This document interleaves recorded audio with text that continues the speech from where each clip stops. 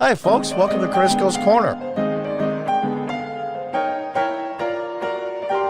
Hi, folks. Welcome back. And those that are new, welcome. This should scare the hell out of you. Currently, according to this political scientist, and I use that in air quotes, 30 million plus people would be okay for the use of force to keep Donald Trump from being president. And on the other side of the aisle, 18 million people would be okay in using force to install Donald Trump as president. That's 48 million adults. Let's listen to this nonsense. In looking at some of the research you shared with us, one of the things that stood out, you are seeing this radicalization on both sides of the political spectrum. 30 million people, according to your numbers, think the use of force is justified to prevent Donald Trump from being president. 18 million think it's justified to restore. Now, look at this. Look at this. I did the circle in the arrow that's not from the newscast. 18 million people would use force to restore Donald Trump to be president. Prevent Trump from being president, 30 million plus. That's 70% more. That's almost double. And they're saying, well, there's both sides. That's like saying I went and stole a candy bar from a convenience store. But the other guy robbed the bank and pistol whipped the teller, but we're both thieves. See how that works? It's insane. Listen to the rest of this nonsense. Trump to the presidency. Exactly. What we're seeing is not simply a manifestation on the right. That is absolutely important, and there's no doubt that January 6th, the crowd that sieged the Capitol, is something that has not happened on the left. It has not happened on the left? Really? Really? Look at this picture here from on May 29th when they surround the White House. Almost burned down St. John's Church across the street, a church that James Madison attended.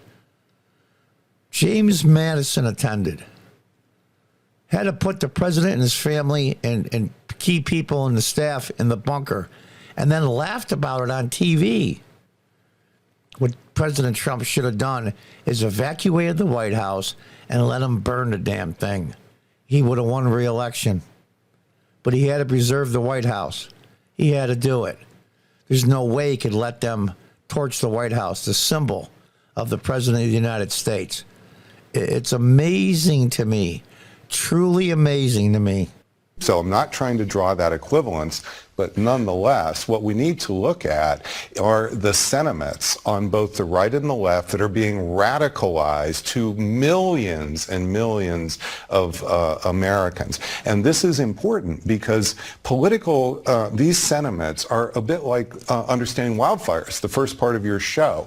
It's the dry kindling that is so important that we can measure in advance. The dry kindling. Okay, genius, the dry kindling.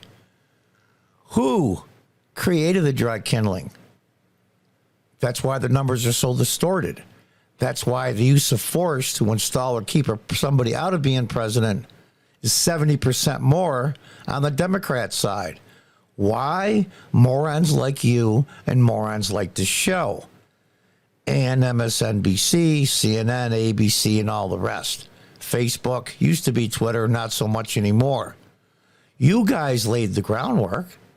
You guys were pounding on Trump, even without, won't even go into the election of 2020 and things that went on. We'll even leave that out. For 5 years, tens of millions of people were bombarded by you morons every single day, every single hour. Trump is evil. Trump is the Chancellor of Germany in the 30s and 40s. I can't say his name. Trump is a spy and an agent of Russia. Trump is this. Trump is that. Trump is an enemy of the people. Trump was with prostitutes in Moscow and was urinated on and on and on and on. These morons went on for a week because of state dinner. Trump got 2 scoops of ice cream and everybody else got 1. And this was relentless. 24/7 for 5 years. And you had the balls to say, well, there's dry kindling around and we don't know who really put it there. Trying to compare, of course, the fires in Hawaii that it has talked about to this political situation. You guys created the situation. You guys created the dry kindling. And you guys will be the spark that sets it off. Let's listen to this idiot. We can't measure political scientists like myself or meteorologists a campfire that could set off that kindling or power lines that could set off that kindling. What we can actually measure and see whether it's growing, shrinking, are the sentiments for political violence in the country.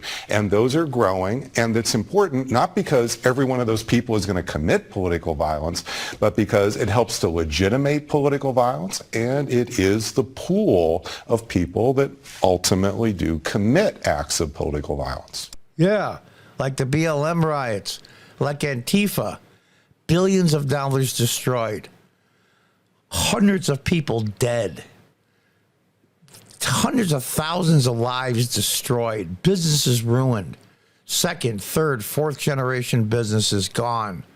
And the vast majority of them, more than half, were minority-owned businesses. Yeah. Funny you didn't mention that kindling that caught on fire. It's amazing to me. It truly, truly is. Look at this crowd. They injured, some fairly severely, but none life-threatening, thank God, dozens and dozens of Secret Service agents. They burned down a guard tower in front of the White House. And what did the mainstream media do? They laughed because President Trump, his family, and some key staff members had to be put into a bunker, basically implying, well, Mr. Big Shot is a pussy after all. Are you kidding me? Are you kidding? To force a sitting president into a bunker and then make fun of him after? And you have the balls to say it's mostly on one side? Look at the numbers. The people that would use force to keep Donald Trump out of office are 70% more than the other side. And I'm not so sure on those numbers. I think it's even higher. And there it is, the Biden sign in front of the White House. Isn't that interesting? You don't see any Trump signs out there, do you? And this was before the election of 2020, in May of 2020, the 29th to be exact. Like I said, if President Trump was as evil in politics as the Democrats were, he would have evacuated the White House and let them burn it. And the country would have been outraged, and he would have got reelected.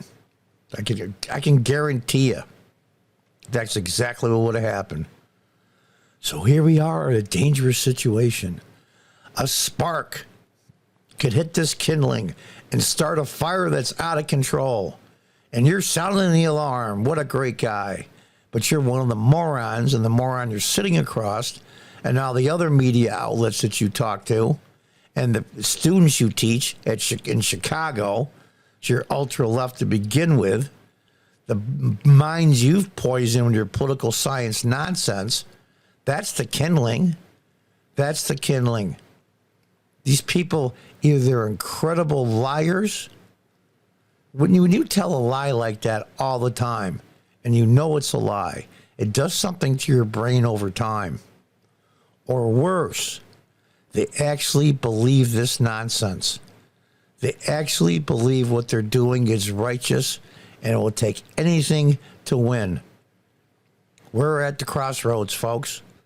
Will it be a civil war? I doubt it. But there's going to be a huge undertaking to stir up the pot. It's just going to be out of control. It comes down to this.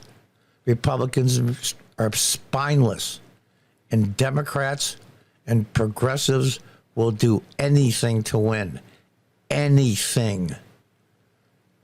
Is the country and the Constitution going to survive? I really and truly don't know. Until next time, God bless, goodbye, and good luck.